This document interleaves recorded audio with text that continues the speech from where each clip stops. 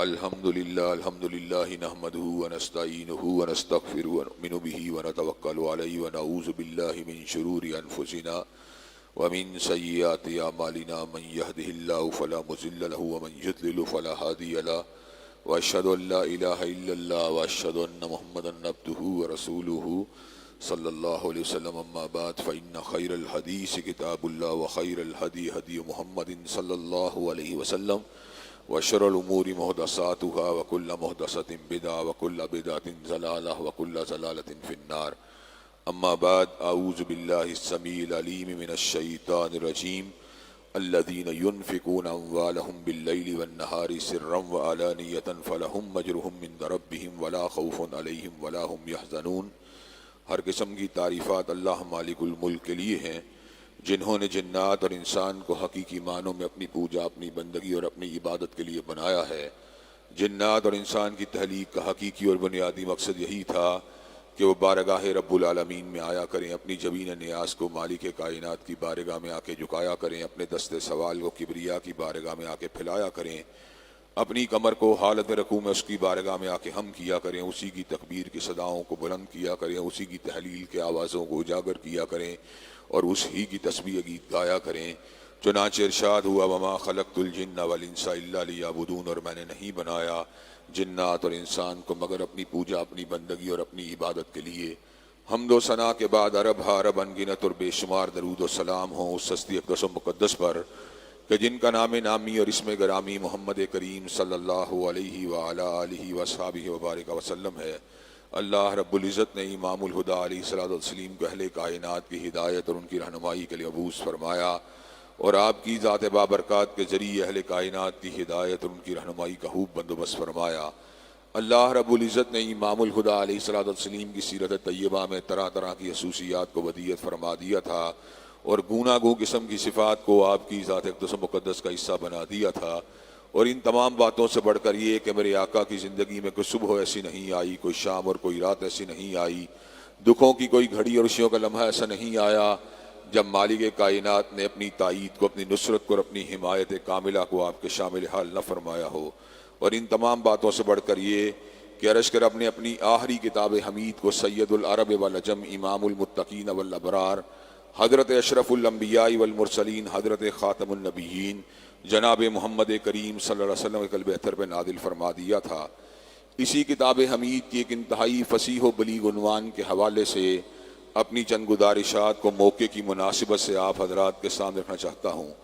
رمضان المبارک کا مہینہ جہاں پر صیام کا مہینہ ہے، جہاں پر قیام کا مہینہ ہے، وہاں پر انفاق فی سبیل اللہ کے حوالے سے بھی اس مہینے کے اندر بہت سی ترغیب والی باتیں ہمیں دیکھنے کو ملتی ہیں۔ حضرت رسول اللہ صلی اللہ علیہ وسلم اجود الناس تھے، یعنی لوگوں میں سے کوئی شخص بھی آپ کی صحابت کا مقابلہ نہیں کر سکتا۔ اللہ تبارک و تعالیٰ نے میرے حبیب کو یہ وصف عظیم عطا فرمایا تھا کہ اللہ تبارک و تعالیٰ نے آپ کے دل کے اندر دنیا کی محبت کو پیدا نہیں کیا تھا۔ آپ کا ٹارگٹ آخرت کی زندگی تھی، آخرت کی جنت تھی، اور حضرت رسول اللہ صلی اللہ علیہ وسلم خود ارشاد فرمایا کرتے تھے اللہم لا عیش الا عیش الآخرہ، اللہ تبارک و تعالی مجھے زندگی کے اندر عیش نہیں چاہیے، مجھے عیش اگر چاہیے تو آخرت کی چاہیے۔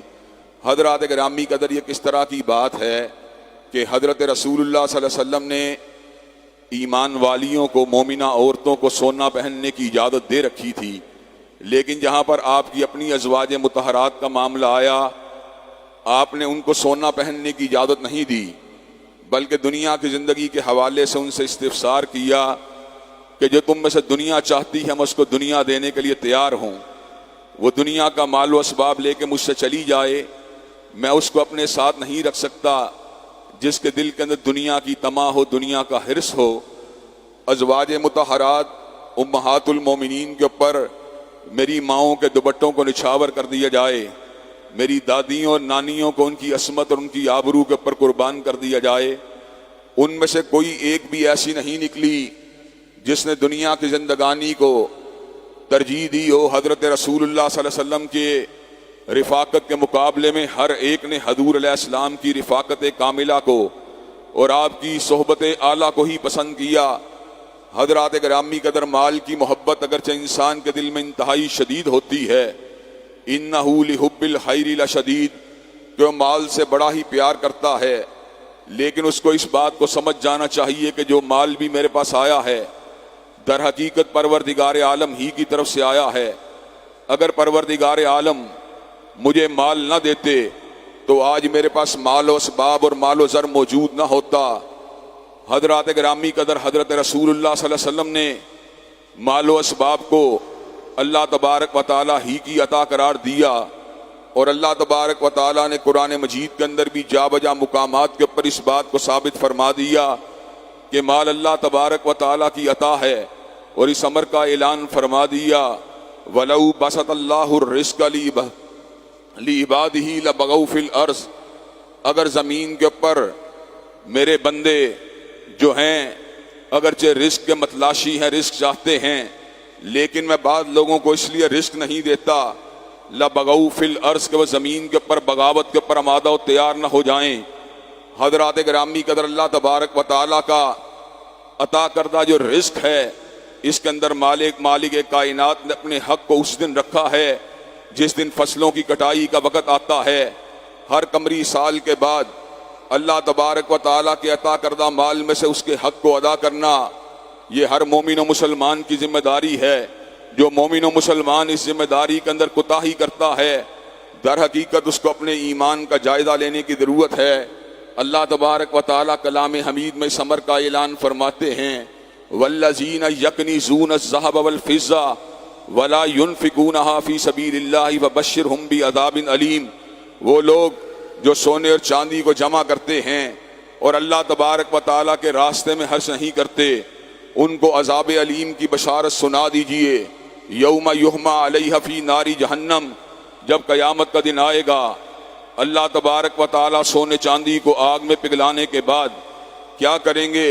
فَتُقْوَى بِهَا جِبَاهُهُمْ وَجُنُوبُهُمْ وَظُهُورُهُمْ، اللہ تبارک و تعالیٰ اس سونے چاندی کے ساتھ ان کی پیشانیوں کو، ان کے پہلوؤں کو اور ان کی پشتوں کو داغیں گے اور کہیں گے هَذَا مَا كَنَزْتُمْ لِأَنفُسِكُمْ فَذُوقُوا مَا كُنتُمْ تَكْنِزُونَ، یہ اس چیز کے سبب ہے جو تم دنیا میں اکٹھا کیا کرتے تھے، چنانچہ دنیا میں اکٹھا کرنے کا مزہ چکھ لو۔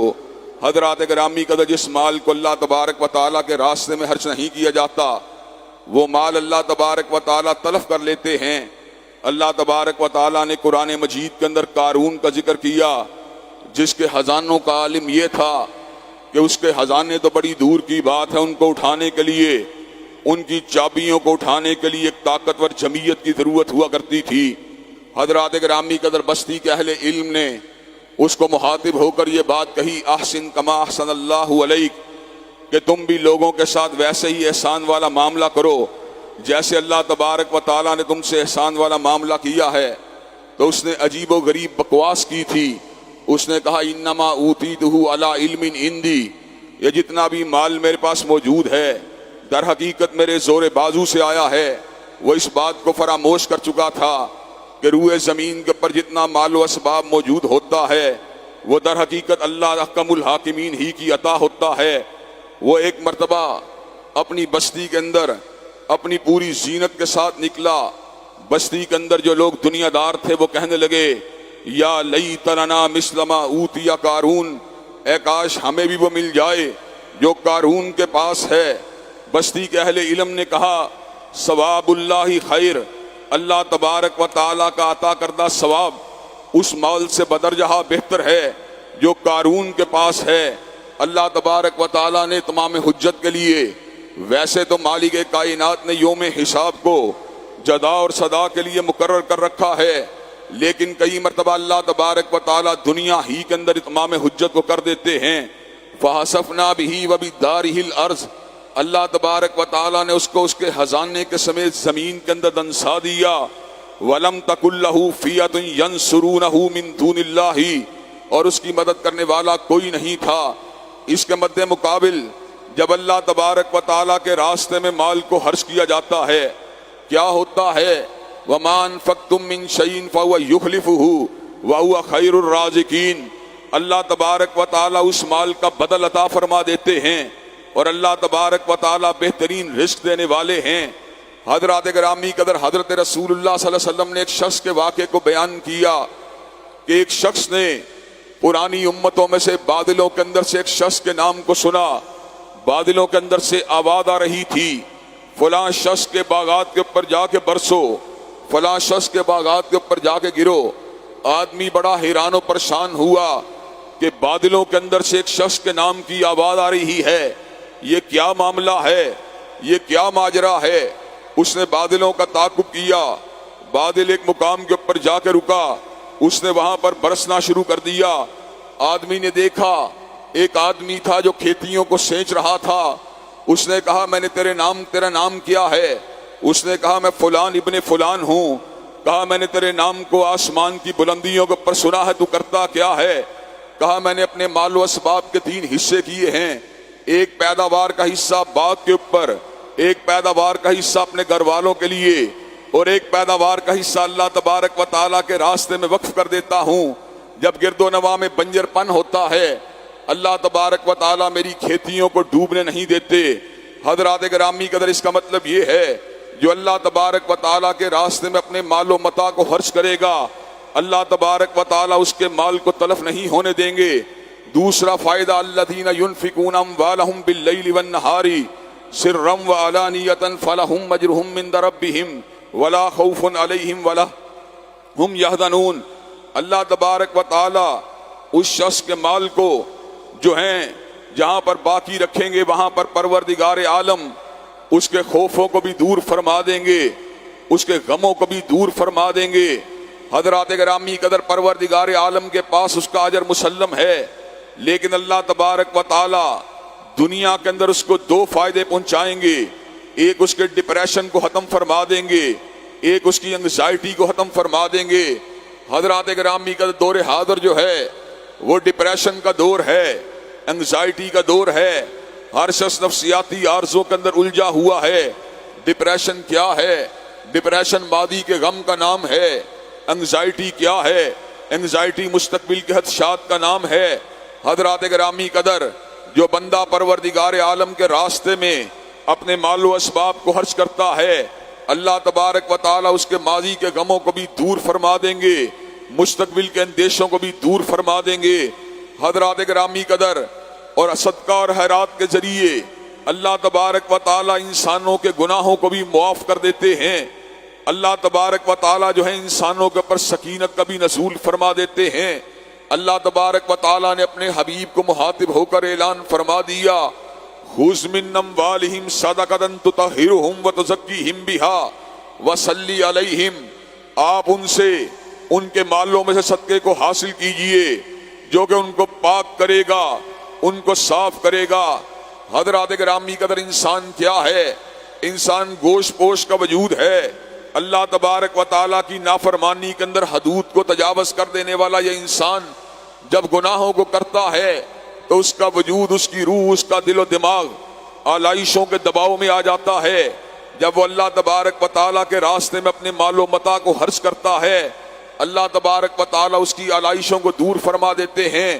حضرات گرامی قدر یہ مہینہ جہاں سیام و قیام کا مہینہ ہے وہاں پر اللہ تبارک و تعالیٰ کے فضل و کرم سے صدقات اور خیرات کا بھی مہینہ ہے. اس مہینے میں ہمیں بڑھ چڑھ کر اللہ تبارک و تعالیٰ کے راستے میں اپنے مال و اسباب کو خرچ کرنے کی ضرورت ہے.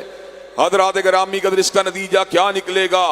اس کا نتیجہ یہ نکلے گا کہ اللہ تبارک و تعالیٰ ہمارے مال و اسباب میں اضافہ کر دیں گے، ہمارے گناہوں کو معاف کر دیں گے، ہماری خطاؤں کو دور فرما دیں گے، اور اپنی جناب سے ہمیں ایسا رزق عطا فرمائیں گے جس کے بارے میں ہم توقع بھی نہیں کر سکتے.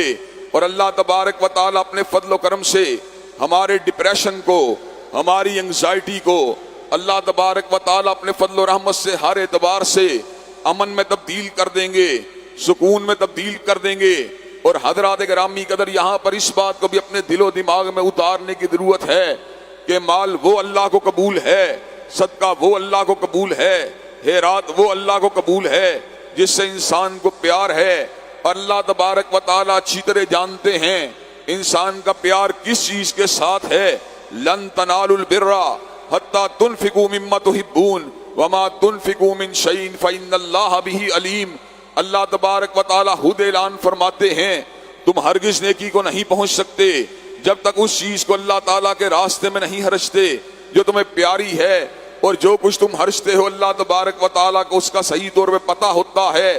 حضرات صحابہ کرام رضوان اللہ علیہ مجمعین کو جب بھی کبھی پکارا گیا، جب بھی کبھی بلایا گیا اللہ تبارک و تعالیٰ کے دین کے راستے میں اپنے مال کو خرچ کرنے کے لیے، فی سبیل اللہ اپنے مال کو خرچ کرنے کے لیے، کلمت اللہ العلیٰ کے لیے، کلمت اللہ العلیٰ یعنی اللہ تبارک و تعالیٰ کے کلمے کی سربلندی کے لیے اپنے مال و متاع کو خرچ کرنے کے لیے صحابہ کرام رضوان اللہ علیہ مجمعین نے کبھی اپنے مال و متاع کو خرچ کرنے سے دریغ نہیں کیا۔ جیسے اسرا کا موقع آیا، حضرت رسول اللہ صلی اللہ علیہ وسلم نے اعلان فرمایا وہ کون ہے جو 100 اونٹوں کے بدلے جنت کا خریدار بن جائے؟ سیدنا ذوالنورین کھڑے ہوئے، کہا آقا میں 100 اونٹوں کے بدلے جنت کا خریدار ہوں۔ آقا نے کہا انی اشہد لک بالجنہ، پھر اعلان کیا کون ہے جو 100 اونٹوں کے بدلے جنت کا خریدار ہو؟ سیدنا ذوالنورین پھر کھڑے ہوئے، 7 مرتبہ جنت کے خریدار بن گئے، حتیٰ کہ آقا نے کہہ دیا انی اشہد لک بالجنہ ما ذرہ عثمان ما عمل بعد اليوم، آج کے بعد عثمان اگر تم کوئی بھی عمل نہ کرو تم پھر بھی جنتی ہو۔ اور حضرت صدیق نے تو اس دن اپنے گھر کے سارے مال کو اللہ تعالیٰ کے راستے میں پیش کر دیا۔ حضرت آقا نے حضرت صدیق سے پوچھا گھر کیا چھوڑ کے آئے ہو؟ کہا اللہ رسول کی محبت کو چھوڑ کے آیا ہوں، جہاں وہ دونوں چیزیں موجود ہو کسی اور چیز کی کیا ضرورت ہو سکتی ہے؟ حضرات گرامی کا تو سوچنے کی بات یہ ہے، جب اللہ تبارک و تعالیٰ نے ہمارے مال میں سے سائلین اور محرومین کے حق کو مقرر کیا ہے، تو کیا ہم نے بھی کبھی اپنے مال کے اندر اللہ تبارک و تعالیٰ کے حق کو اس انداز میں تسلیم کیا ہے جس انداز میں اس کے حق کو تسلیم کرنا چاہیے؟ میری بیوی کا میرے مال پہ حق تو ہے، میرے بچوں کا میرے مال پہ حق تو ہے، میرے اعزاء و اقارب میرے دوست احباب کا میرے مال پہ حق تو ہے، لیکن پیدا کرنے والے کے حق کو کون ادا کرے گا؟ من ذا الذی یقرض اللہ قرضا حسنا، وہ کون ہے جو اللہ تبارک و تعالیٰ کو قرض حسنا دے گا؟ مثل الذین ينفقون اموالهم فی سبیل اللہ کمثل حبۃ انبتت 7 سنابل فی کل سنبلۃ 100 حبہ، اللہ تبارک و تعالیٰ کے راستے میں مال کو خرچ کرنے والا یوں ہے گویا کہ اس نے زمین کے اندر ایک دانے کو بویا، اس دانے کے نتیجے میں 7 کونپلیں نکلیں، ہر کونپل کے اندر مالک کائنات نے 100 دانوں کو پیدا کیا۔ واللہ یضاعف لمن یشاء، اور اللہ تبارک و تعالیٰ جس کے لیے چاہتے ہیں اس سے بھی زیادہ مال کو بڑھا دیتے ہیں۔ دنیا کے اندر کون سی ایسی ٹریڈ ہے جو 700 کے ساتھ ملٹی پلائی ہوتی ہو؟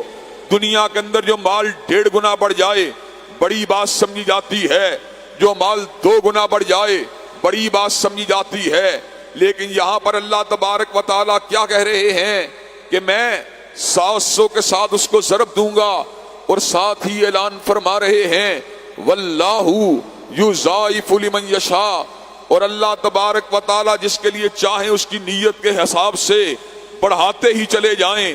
واللہ واسع علیم، اللہ تبارک و تعالیٰ انسانوں کے دلوں کو جاننے والے، ان کی نیتوں کو جاننے والے، ان کے ارادوں کو جاننے والے، ان کے پلان کو جاننے والے، ان کے دل کی کیفیات کو جاننے والے۔ حضرات گرامی قدر کئی صحابہ ایسے آئے جن کے پاس مال و اسباب نہیں تھے، اجرت کے ذریعے مزدوری کے ذریعے فقط کھجوروں کے چند مٹھی کو یا ایک ٹوکرے کو بارگاہ رب العالمین میں پیش کرنے کے لیے بارگاہ رسالت مآب میں حاضر ہوئے۔ حضور علیہ السلام نے ان کے دل کی نیت کو دیکھ کر، ان کے اخلاص کو دیکھ کر، ان کے درد دل کو دیکھ کر ان کھجوروں کو پورے ڈھیڑ کے اوپر پھیلا دیا اور اس بات کو ثابت کر دیا کہ اللہ تبارک و تعالیٰ کے حبیب علیہ السلام نے اس بات کو واضح فرما دیا کہ اللہ تبارک و تعالیٰ کوانٹٹی کو نہیں دیکھتا بلکہ اللہ تبارک و تعالیٰ کوالٹی کو دیکھتا ہے۔ وَيُؤْثِرُونَ عَلَىٰ أَنفُسِهِمْ وَلَوْ كَانَ بِهِمْ حَسَاسَةٌ، اللہ تبارک و تعالیٰ نے قرآن مجید میں انصاری صحابہ کے ایثار کا ذکر کیا، ان کے انفاق کا ذکر کیا اور اس بات کو واضح فرما دیا وَيُؤْثِرُونَ عَلَىٰ أَنفُسِهِمْ وَلَوْ كَانَ بِهِمْ حَسَاسَةٌ۔ انصاریوں کی سب سے بڑا وصف یہ تھا، ان کی سب سے بڑی خوبی یہ تھی کہ وہ اپنے اوپر ایثار کر کے مہمان نوازی کے حق کو ادا کر دیا کرتے تھے۔ حضرات گرامی قدر، اللہ تبارک و تعالی نے قرآن مجید میں اس بات کا ذکر فرما دیا، وَيُطْعِمُونَ الطَّعَامَ عَلَىٰ حُبِّهِ مِسْكِينًا وَيَتِيمًا وَأَسِيرًا۔ اہل ایمان ذاتی ابراز کے لیے نہیں، ذاتی نام و نمود کے لیے نہیں، ذاتی وجاہت کے لیے نہیں، بلکہ اپنے مال کو خرچ کرتے ہیں۔ وَيُطْعِمُونَ الطَّعَامَ عَلَىٰ حُبِّهِ، اللہ کی محبت کے اندر خرچ کرتے ہیں۔ وَيُطْعِمُونَ الطَّعَامَ عَلَىٰ حُبِّهِ مِسْكِينًا وَيَتِيمًا وَأَسِيرًا، مسکینوں کو دیتے ہیں، یتیموں کو دیتے ہیں، اسیروں کو دیتے ہیں۔ اور جب وہ جواب میں شکریہ ادا کرتے ہیں تو جواب میں ان کا جواب کیا ہوتا ہے؟ انما نطعمکم لوجہ اللہ لا نرید منکم جزاء ولا شکورا۔ ہم نے تمہیں جو کچھ بھی دیا ہے اللہ تعالیٰ کی رضا کے لیے، اس کے چہرے کے دیدار کے لیے دیا ہے، میں شکریہ کے لیے تمہیں کچھ نہیں دیا۔ اور جو انفاق